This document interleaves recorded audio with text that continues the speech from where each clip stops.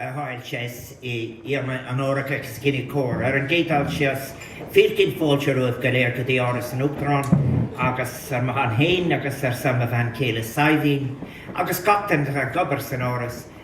Tá áthas spéisial go rint go bhfuil locht na héilíonn ball le céile agus tásúlam go bhfuil si bhíh bena teanamh as an tránóna as dar nó itálan tíoch fós. Sabina and I are so delighted to welcome you all here, delighted to be joined by our nearest neighbour, the Ambassador of the United States and his family. But all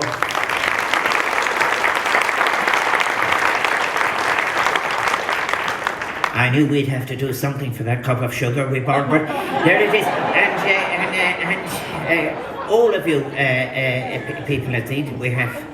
Indeed, you're most welcome, all of you, from whether it is from St. Patrick's or whether it is from Glenstole, pilgrim on the road since early morning, the abbot, doing penance, as they say.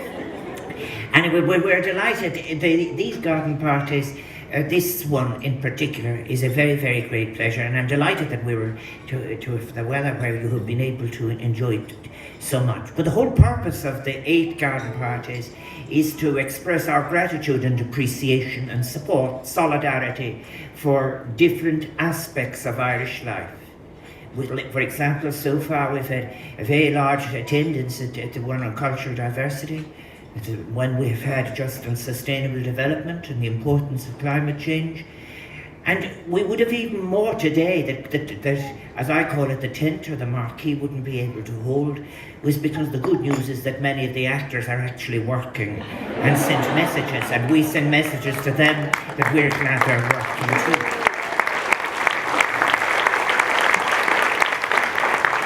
As I had the opportunity of meeting many of you, and Sabina has had the opportunity of meeting others, and we still have time, I think that the people who are gathered here are people who are continue to make, or have made, a unique and profound impact, be it on the world of Irish theatre, Irish writing. This is about today, it's about performance, those who perform and change our lives. And it is very useful it's very pleasant, it's a great pleasure to see so many familiar faces, so many to whom, if you like, Irish life in all its beautiful contradictions owes so much. And to be able to personally thank you, whether you are actors or playwrights or producers or directors, designers, other gifted theatre artists, those who make music and all of the different things that go into an Corralaher, as we would say. I think that you have enriched our culture, and you're responsible for the ever-increasing number of people who wonder how this, in physical and population terms, small country can continue to produce such an extraordinary standard in theatre, drama, creativity. And I think it's very important that all of those who benefit from this never take it for granted. It's an important week, of course, in Ireland's artistic calendar, but also in every version of ourselves.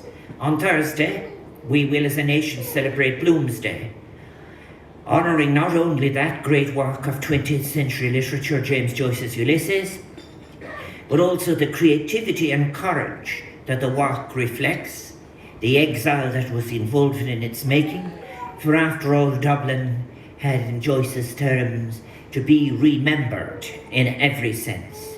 And as we remember Joyce as well, we remember Nora Barnacle. And remember Nora Barnacle, we place her there at the head of all the Noras in Irish theatre. I think not just only of James Joyce's Nora, but of course there is Sean Casey's Nora, and Ibsen's Nora, and Shaw's Nora, and Synge's Nora. So therefore I often think maybe that was what was missing to some extent in William Butler Yeats's dramaturgy, the absence of a Nora.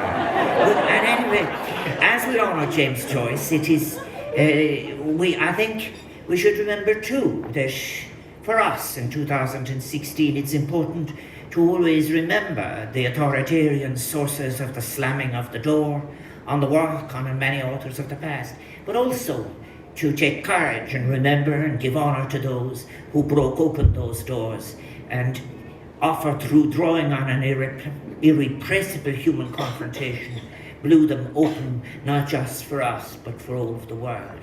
So today's a celebration of Crochiocht, Tommy the Kilura Crochiocht.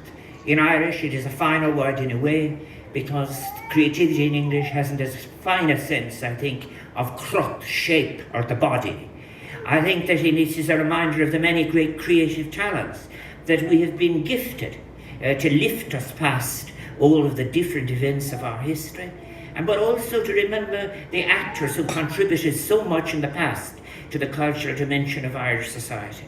Then too, last week marked would have been the 77th birthday of Deirdre O'Connell, of the Stanislavski studio and founder of the Focus Theatre, which has played such an integral role in the world of Irish theatre. Indeed, many of you here today will recall it as an important part of your own artistic journey, and will have your own personal memories of that much loved and respected theatre and its foundress. So today it is fitting that we remember Deirdre and all she so generously gave to the world of Irish theatre.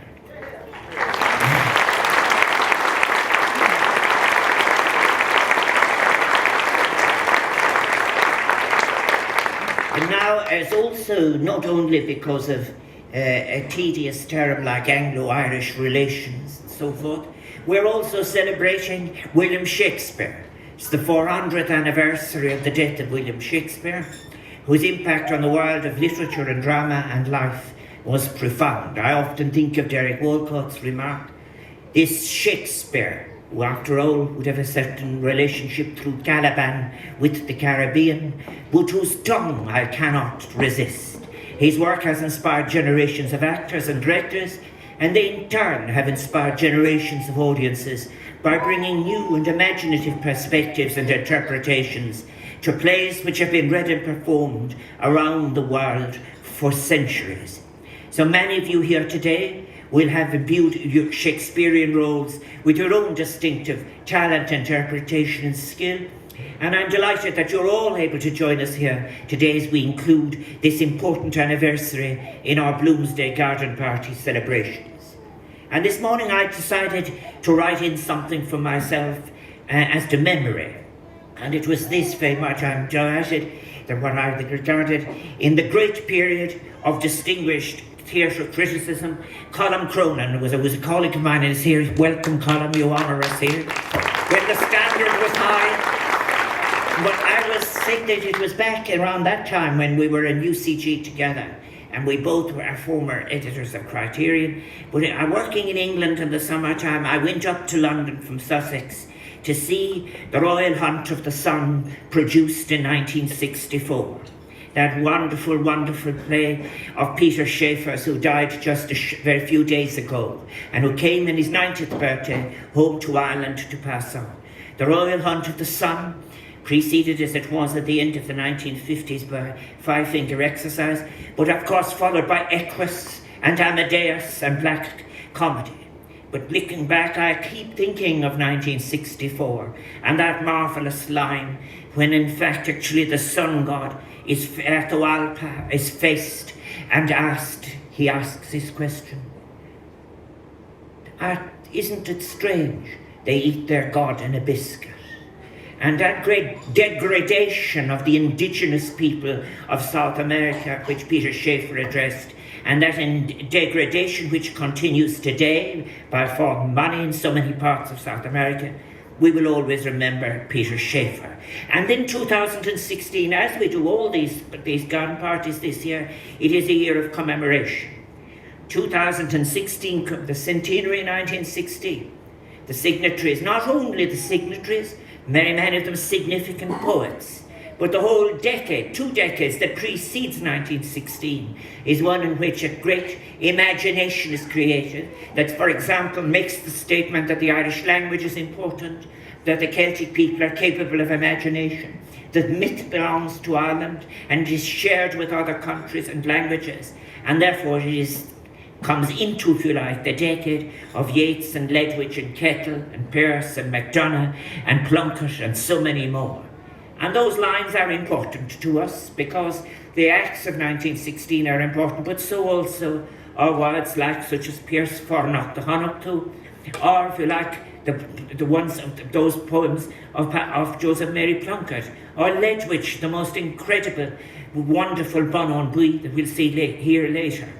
But I think in all of it, what is important, the poetic instinct drove an imagination which carried with it the impulse to freedom and, if you like, the possibility of independence.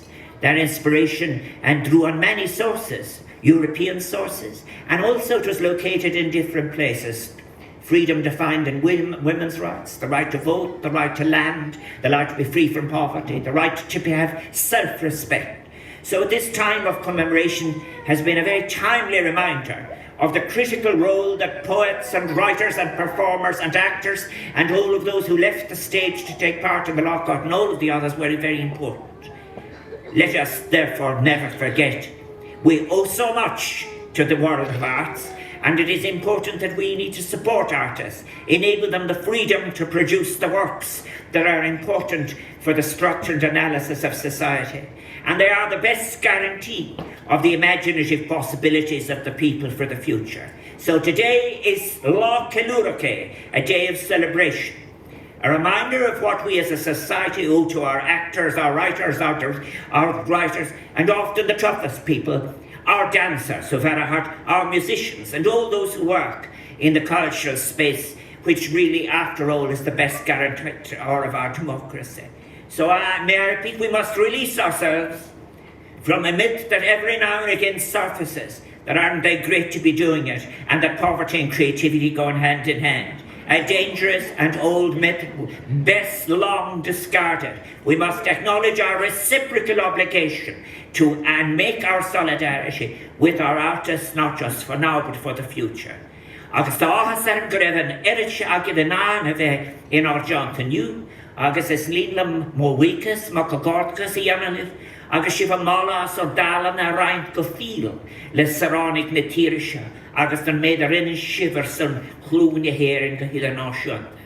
I am so delighted that so many of you have been able to find time to join us today, and I congratulate and commend you all for the talent that you have been sharing so generously with all of your fellow citizens. Long may you do so, and for all you do to enhance Ireland's best image of itself at home and abroad. Marfagal Skirkin Creek, to finish, I do want to thank most sincerely, on Sabina's behalf and on my behalf, on all of our behalf, to Alan Gilson and RMC. And to thank you, Alan.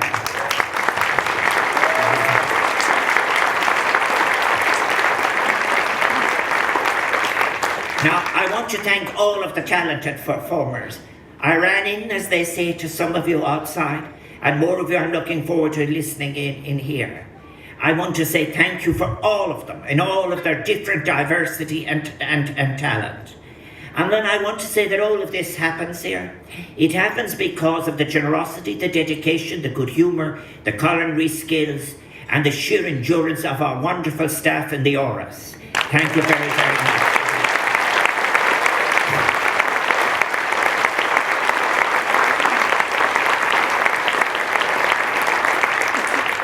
No one has collapsed yet, but I want to thank the Civil Defence, not only in anticipation of such an unfortunate event, but because they are always here with us all through the summer. Our friends in John of God's syndrome really so great, give us all, help us every single occasion. The Defence Forces and our Gashka volunteers who are telling people where the different events are happening. You are so welcome to everything in the house, to everything in the gardens, to our company and so forth. So Sabina and I hope that you have a wonderful afternoon. Buin Chan of Oscar a Mila Marquez of Chiat, Agus Vein or Goluda Tronona. Agus is in the Conrade. Go will on Coluda Colombian, Agus is in the Conrade Fos, go will along in a fate of Dubvel or go will she the gabber. Thank you all so very, very much for enhancing our summer, and long may you live.